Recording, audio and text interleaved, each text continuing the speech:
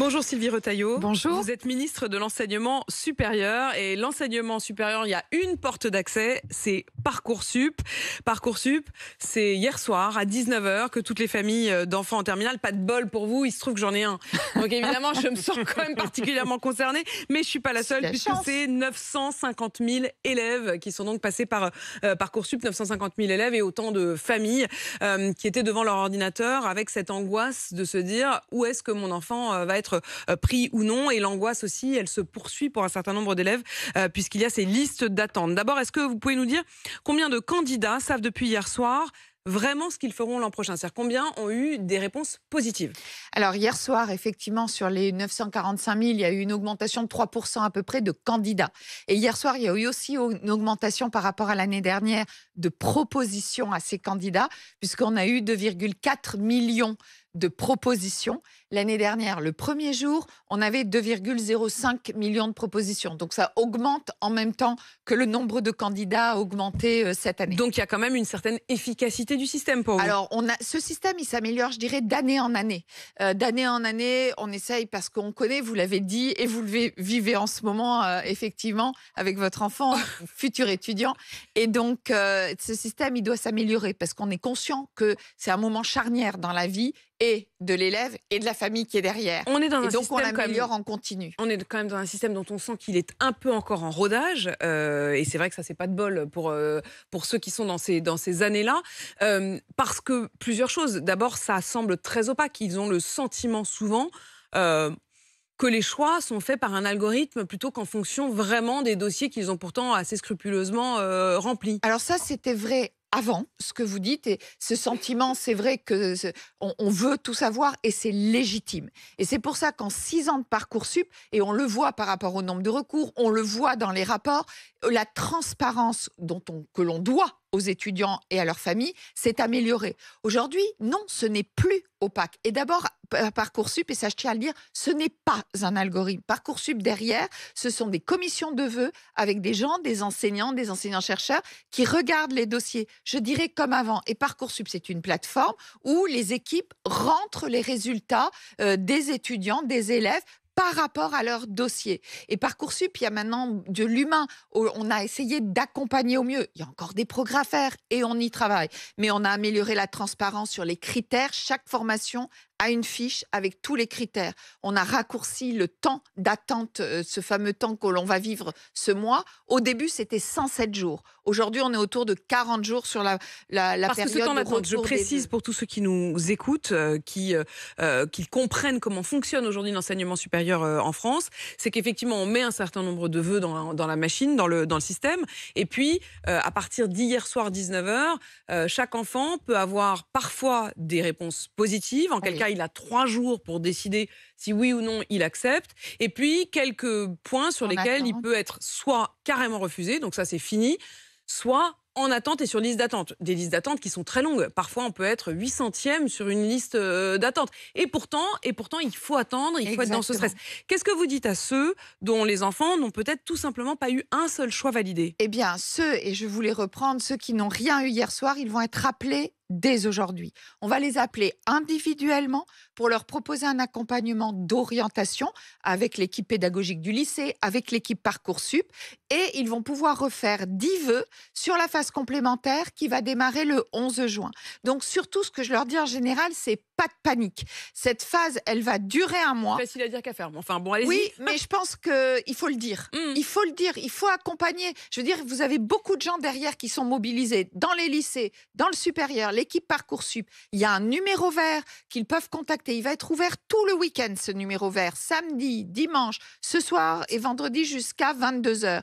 Donc, je pense que c'est important de donner beaucoup ces informations. C'est quoi ce numéro vert? C'est 0800 400 070. C'est le numéro vert de Parcoursup. Et donc, vous pouvez appeler pour pouvoir être aidé. Quand vous dites qu'ils sont en attente, il peut être 800e. Oui, et si vous allez sur Parcoursup, que vous cliquez sur Entendre, vous allez voir aussi qu'on a rajouté pour savoir ce que veut dire 800e. Parce que si ça veut dire 800e et que il vous l'année précise l'année dernière, d'avant jusqu'à exactement, combien dans la liste d'attente est-ce exactement. qu'ils ont pu Donc s'ils intégrer la voient que filière. jusqu'à l'année dernière, ils intégraient jusqu'à 2000, ben finalement 800e, il a Oui. toutes les chances. Enfin, il y a ce petit S'il temps intégrait d'attente qui est jusqu'à très 600, angoissant. oui, mais ce temps d'attente, il est d'un mois et c'est vrai qu'il est angoissant. Et c'est pour ça que les équipes se mobilisent et qu'on a mis beaucoup Autre d'informations et question, d'accompagnement. Sylvie Retailleau, ça sert à quoi le bac aujourd'hui? Alors, je pense Parce que que le bac, franchement, c'est-à-dire qu'honnêtement, ils ont le sentiment que leur vie, elle a plutôt basculé. Enfin, je veux dire, leur choix de l'année prochaine, c'était hier et c'est sur Parcoursup, et que le bac désormais n'est plus qu'une formalité. Et d'ailleurs, un grand nombre de toutes ces formations ne demandent même plus vraiment de valider par le bac. alors ça dépend, mais vous avez raison, le bac n'est plus comme à l'époque où La il y pression s'est avait 30, déplacée. il y avait 30 ou 40% de jeunes qui l'avaient. On avait 1 ou 2 mentions très bien dans la classe. Aujourd'hui, on a parfois 40-50% de mentions très bien dans une classe. Donc c'est pour ça que aussi comprendre là où on est pris, moins pris, ben, c'est plus compliqué que ce que on a vécu, ou en tout cas certains ont vécu. Par contre, je pense que c'est important de garder un moment où des étudiants, des élèves, avant de passer dans le supérieur, vont passer un examen, vont être soumis à un moment où il faut se concentrer plusieurs jours, préparer, travailler pour passer cet examen. Le bac, peut-être, c'est encore maintenant un moment d'apprentissage de l'examen, d'apprentissage du concours. Et finalement, ces jeunes-là, avant, ils n'ont jamais eu cette occasion-là de se confronter à un examen ou à un concours avant de rentrer dans le supérieur. Donc ça reste aussi une expérience pour un jeune. Sylvie Retailleau, l'antisémitisme, vous avez donné ce chiffre hier, 76 actes antisémites qui ont été signalés dans l'université ou dans les études supérieures. C'est 17 enquêtes administratives qui ont ensuite été diligentées. Est-ce que vous pouvez nous dire de quoi il s'agit? Quels sont ces actes en question et quelles sont les sanctions? Oui, alors, tout d'abord, les 17, ce sont les actes avérés. Dans l'ensemble, j'ai dit aussi qu'il y a eu 244 qui sont remontés, mais par exemple des tags, etc., où vous ne savez pas qui les a faits. Donc, ça ne peut pas conduire à une enquête ou à une commission disciplinaire ou à une procédure judiciaire. Parce que c'est anonyme. Parce que c'est anonyme. Et donc, il faut une preuve ou quelque chose. Donc, dans les 70, c'est quelque chose qui a conduit à des enquêtes dans lesquelles, lorsque l'on a les enquêtes, on a qualifié des faits, on a identifié quelqu'un qui a tenu des propos, qui a fait un tag, etc. Et c'est pour ça que ces enquêtes ont conduit à des commissions disciplinaires. Donc, dans les 17, ce sont vraiment des qualifications de faits qui conduisent dans les établissements à des commissions disciplinaires et ou des signalements au procureur de la République ou des plaintes. Et donc, c'est important de les mener jusqu'au bout, de faire ces enquêtes, de laisser la justice faire.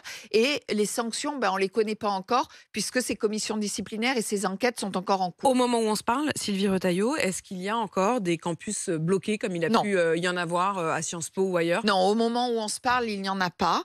Donc, nous suivons ça. Comme je l'ai dit aussi à l'audition, nous allons mettre une plateforme dialogue pour pouvoir suivre quotidiennement à la fois les faits, mais aussi, comme vous le dites, quelles procédures on met en œuvre et quelles sanctions on doit suivre. C'est important de l'avoir pour pouvoir encore mieux agir, parce que effectivement, c'est intolérable. Ce climat, parce que c'est ça qui est difficile, c'est non seulement les faits à combattre, mais aussi un peu ce climat qu'il y a. Et ça, c'est encore plus difficile. Et ça, il y a un climat. Fait. Pour vous, il y a un climat d'antisémitisme mais vous savez, à l'université? Il y a un climat dans la société.